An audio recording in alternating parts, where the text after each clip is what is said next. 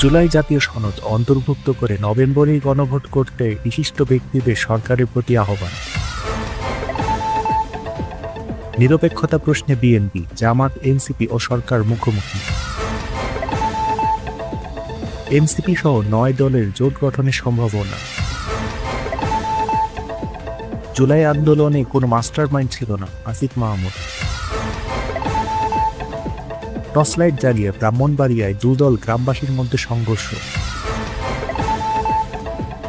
শিশুকে ভয় দেখিয়ে ধর্ষণের ভিডিও ধারণ, যুবদল নেতা গ্রেফতার। মক্কায় মিলল বিশাল স্বর্ণের খনি, সৌদি অর্থনীতিতে নতুন সম্ভাবনা। ইতিহাসে সবচেয়ে বড় ক্রিপ্টোকারেন্সি প্রতারণা, $14 বিলিয়ন বিটকয়েন জব্দ। আজকের দিনে সবচেয়ে আলোচিত আর চাঞ্চল্যকর কোনো খবর মিস করতে না চাইলে সম্পূর্ণ ভিডিওটি অবশ্যই মনোযোগ দিয়ে দেখুন। আর চারপাশে ঘটে যাওয়া প্রতি মুহূর্তের ব্রেকিং নিউজ সবার আগে পেতে এখনই আমাদের চ্যানেলটি সাবস্ক্রাইব করে রাখুন, যাতে কোনো গুরুত্বপূর্ণ আপডেট মিস না হয়। বিশিষ্ট ব্যক্তি ও রাজনৈতিক নেতারা নভেম্বরের মধ্যে জুলাই জাতীয় সনদ অন্তর্ভুক্ত করে গণভোট সম্পন্ন করার দাবি জানিয়েছেন। বৃহস্পতিবার রাজধানীর ইনস্টিটিউট অব ডিপ্লোমা ইঞ্জিনিয়ার্স মিলনায়তনে জুলাই জাতীয় সনদের আইনি ভিত্তি, গণভোট ও পিআর পদ্ধতিতে নির্বাচন শীর্ষক এক সেমিনারে তারা এই দাবি করেন।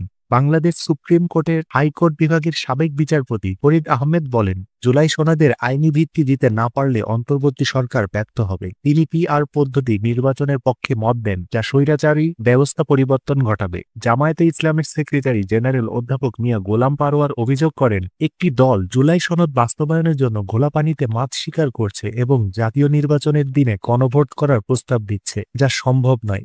তিনি পিআর পদ্ধতিকে সবচেয়ে জনপ্রিয় ও গ্রহণযোগ্য উল্লেখ করে সরকারের কয়েকজন উপদেষ্টার বিরুদ্ধে একটি নির্দিষ্ট দলের এজেন্ডা বাস্তবায়নের অভিযোগ তোলেন এবং প্রধান উপদেষ্টার নিরপেক্ষতা নিয়ে প্রশ্ন তোলেন।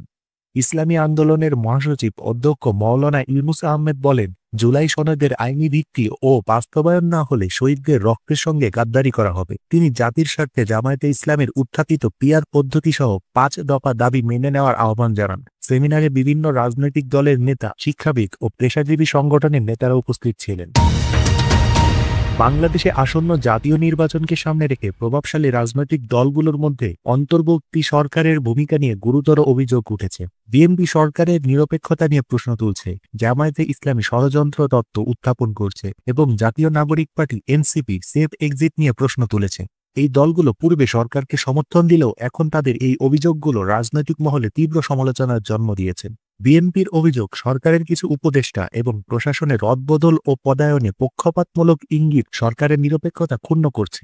তাদের মতে 5 আগস্টের পর প্রশাসনে একটি বিশেষ রাজনৈতিক দলের ঘনিষ্ঠদের অগ্রাধিকার দেওয়া হচ্ছে এবং ভোট গ্রহণ কর্মকর্তাদের তালিকাতেও তাদের প্রভাব রয়েছে। বিএনপি নেতারা পরোক্ষভাবে জামায়াতকে প্রতিপক্ষ হিসাবে ইঙ্গিত করছেন। জামায়াতের নায়েবে আমির সৈয়দ আবদুল্লাহ মোহাম্মদ তাহের অভিযোগ করেছেন যে অন্তর্বর্তী সরকারের কিছু উপদেষ্টা ষড়যন্ত্রে লিপ্ত এবং তাদের কাছে এর প্রমাণ আছে। জামায়াতের নেতাদের মতে কিছু উপদেষ্টা অধ্যাপক ইউনুসকে বিভ্রান্ত করার চেষ্টা করছেন এবং প্রশাসনে সচিব রদবদল ও ডিসি-এসপি পদায়ন নিয়েও তাদের আপত্তি রয়েছে। জামায়াত ও বিএনপির দিকে ইঙ্গিত করে অভিযোগ তুলেছে। অপরদিকে জুলাই গণঅভ্যুত্থানের পর গঠিত অন্তর্বর্তী সরকারের প্রভাবশালী সমর্থক ছিল এনসিপি। যখন উপদেষ্টাদের সেফ এক্সিট নিয়ে তারাই প্রশ্ন ওঠায়, তখন এর মানে দাঁড়ায় তাদের সঙ্গে সরকারের সম্পর্ক তিক্ত হয়ে উঠেছে। এনসিপির সদস্য সচিব আক্তার হোসেন বলেছেন, কিছু উপদেষ্টা একটি বিশেষ দলের জন্য পক্ষপাতিত্ব করছেন। শাপলা প্রতীক না পাওয়া সহ বিভিন্ন কারণে এনসিপি সরকারের প্রতি ক্ষুব্ধ। রাজনৈতিক বিশ্লেষকরা মনে করছেন, এই অভিযোগগুলো মূলত নির্বাচনের আগে প্রশাসনে অনুকূল রদবদল বা নিয়োগের জন্য দলগুলোর চাপ তৈরির কৌশল। এর ফলে অন্তর্বর্তী সরকার আসলে নিরপেক্ষ নির্বাচন করতে পারবে কিনা তা নিয়ে প্রশ্ন উঠছে। ত্রয়োদশ জাতীয় সংসদ নির্বাচনকে সামনে রেখে আমার বাংলাদেশ এবি পার্টির চেয়ারম্যান মুজিবুর রহমান মঞ্জু জানিয়েছেন যে তাদের দল বিএনপির সঙ্গে কোনো জোটে যাবে না। তবে এবি পার্টি ভিন্ন একটি মধ্যবর্তী জোট গঠনের প্রক্রিয়ায় রয়েছে। জানা গেছে, স্বতন্ত্র তৃতীয় একটি বৃহত্তর রাজনৈতিক সমঝোতা বা বোঝাপড়ার মাধ্যমে একটি নির্বাচনী জোট গঠনের বিষয়ে গণতন্ত্র মঞ্চের সঙ্গে জাতীয় নাগরিক পার্টি এনসিপি, এবি পার্টি এবং গণ অধিকার পরিষদের আনুষ্ঠানিক আলোচনা চলছে। মুজিবুর রহমান মঞ্জু উল্লেখ করেছেন যে এই মধ্যবর্তী দলগুলোর মধ্যে গণতন্ত্র মঞ্চের 6টি দল, নাগরিক ঐক্য, গণসংহতি আন্দোলন, রাষ্ট্র সংস্কার আন্দোলন, বিপ্লবী ওয়ার্কার্স পার্টি, ভাসানী জনশক্তি পার্টি এবং জেএসডি, সাথে এবি পার্টি, এনসিপি ও গণ অধিকার পরিষদ রয়েছে। এই দলগুলোর মধ্যে আলোচনা চললেও এখনো কোনো চূড়ান্ত সিদ্ধান্তে পৌঁছানো যায়নি। ফ্যাসিবাদ বিরোধী যুগপৎ আন্দোলনের অংশ হিসেবে গঠিত গণতন্ত্র মঞ্চ ইতিমধ্যে একসঙ্গে নির্বাচনে অংশ নেওয়ার সিদ্ধান্ত নিয়েছে এবং ৩০০ আসনেই প্রার্থী দেওয়ার ঘোষণা দিয়েছে। অন্যদিকে এবি পার্টি আসন্ন জাতীয় সংসদ নির্বাচনকে সামনে রেখে প্রাথমিকভাবে ১০৯ আসনে তাদের প্রার্থীদের নাম ঘোষণা করেছে। বৃহস্পতিবার রাজধানীর পল্টনে ফার্স্ট লাইফ ইন্স্যুরেন্স মিলনায়তনে আয়োজিত এক সংবাদ সম্মেলনে দলের চেয়ারম্যান মুজিবুর রহমান মঞ্জু এসব প্রার্থীর নাম ঘোষণা করেন। সংবাদ সম্মেলনে এবি পার্টির সাধারণ সম্পাদক Asaduzzaman Fuad, senior vice chairman major অবসরপ্রাপ্ত আব্দুল ওহাব মিনার, vice chairman Golam Faruk, lieutenant colonel অবসরপ্রাপ্ত দিদারুল আলম এবং লেফটেন্যান্ট কর্নেল অবসরপ্রাপ্ত হেলাল উদ্দিন সহ দলের জ্যেষ্ঠ নেতারা উপস্থিত ছিলেন।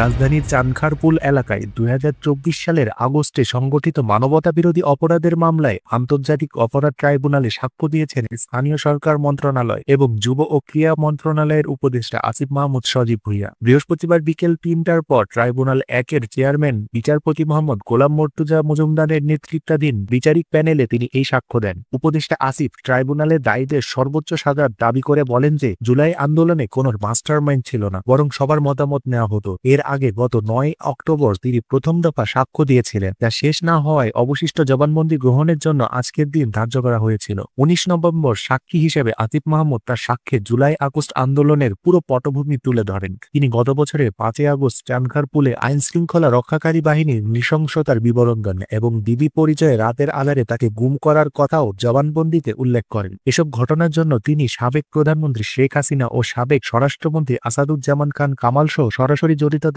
দায়ী করেছেন। ব্রাহ্মণবাড়িয়ার সরাইলে পুকুরে গোসল করা নিয়ে বিরোধের জেরে ছোট দেওয়ানপাড়া ও হাওলাপাড়া গ্রামবাসীর মধ্যে ব্যাপক সংঘর্ষের ঘটনা ঘটেছে। শুক্রবার রাতে টর্চ লাইটের আলো জ্বালিয়ে দেশীয় অস্ত্র নিয়ে এই সংঘর্ষ হয়, যাতে উভয় পক্ষের অন্তত ৩০ জন আহত হয়েছেন। স্থানীয় সূত্রে জানা গেছে, শুক্রবার দুপুরে হাওলাপাড়া গ্রামের তাইম আর তার বন্ধুদের নিয়ে ছোট দেওয়ানপাড়ার গ্রামের একটি পুকুরে গোসল করতে গেলে ছোট দেওয়ানপাড়ার শাকিল ও শিপন সহ কয়েকজন তাদের মারধর করে। এই ঘটনার জের ধরে রাতে দুই গ্রামের লোকজন তোটা, বল্লম সহ দেশীয় অস্ত্রশস্ত্র নিয়ে সংঘর্ষে জড়িয়ে পড়ে। সংঘর্ষ চলাকালে ধাওয়া পাল্টা ধাওয়া এবং ইটপাটকেল নিক্ষেপে পুরো এলাকা রণক্ষেত্রে পরিণত হয়। এতে স্থানীয়দের মধ্যে আতঙ্ক ছড়িয়ে পড়ে এবং সড়ক শহর দোকানপাট বন্ধ হয়ে যায়। আহতদের উপজেলা স্বাস্থ্য কমপ্লেক্স সহ বিভিন্ন হাসপাতালে চিকিৎসা দেওয়া হয়েছে। সরাইল উপজেলা নির্বাহী কর্মকর্তা মোশাররফ হোসেন জানান, খবর পেয়ে আইন শৃঙ্খলা বাহিনী দ্রুত ঘটনাস্থলে পৌঁছে প্রায় ১ ঘণ্টাব্যাপী চেষ্টা চালিয়ে পরিস্থিতি নিয়ন্ত্রণে আনেন। আবারও সংঘর্ষ এড়াতে এলাকায় পুলিশ মোতায়েন করা হয়েছে এবং এ ঘটনায় আইনগত ব্যবস্থার প্রক্রিয়াধীন রয়েছে। সোনাগাজীতে নবাবপুর ইউনিয়নে শিশুকে ধর্ষণ ও ভিডিও ধারণের অভিযোগে ইউনিয়ন যুবদলের সাধারণ যুগ্ম আহ্বায়ক আবুল বাশার গাজীকে বুধবার গ্রেপ্তার করেছে পুলিশ। ওই শিশু জানায়, আবুল বাশার গাজী দীর্ঘদিন ধরে তাকে ভয়ভীতি ও প্রলোভন দেখিয়ে একাধিকবার ধর্ষণ করেছে, এমনকি এক বৃদ্ধকে দিয়েও তাকে ধর্ষণ করিয়ে ভিডিও ধারণ করেছে। পরে ভিডিও ফাঁসের ভয় দেখিয়ে ওই বৃদ্ধের কাছ থেকে টাকাও আদায় করে বাশার। ওসি মোহাম্মদ সাইফুল ইসলাম বলেন, গোপন সংবাদের ভিত্তিতে পুলিশ অভিযুক্তকে গ্রেপ্তার করেছে। প্রাথমিক জিজ্ঞাসাবাদে সে অপরাধের বিষয়টি স্বীকার করেছে।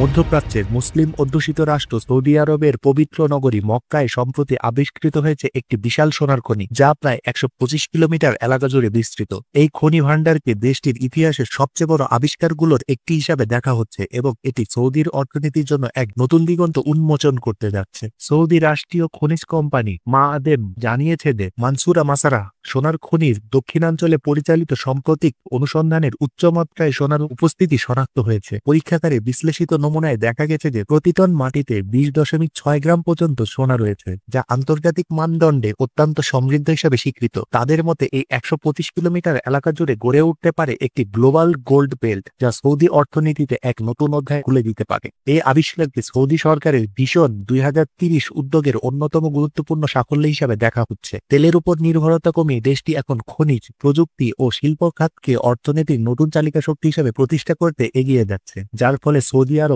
আন্তর্জাতিক সোনার বাজারে আরও দৃঢ় অবস্থান তৈরি করতে পারবে। বর্তমানের বিশ্বে সবচেয়ে বেশি স্বর্ণের মজুত রয়েছে যুক্তরাষ্ট্রে, প্রায় ৮,১৩৩.৫ টন। এরপর রয়েছে জার্মানি, ইটালি, ফ্রান্স এবং রাশিয়া। বিশ্লেষকরা মনে করছেন সৌদি আরবের এই নতুন স্বর্ণভাণ্ডার বৈশ্বিক সোনার বাজারে নতুন প্রতিযোগিতা তৈরি করতে পারে এবং স্বর্ণের আন্তর্জাতিক দামের উপরও ইতিবাচক প্রভাব ফেলতে পারে।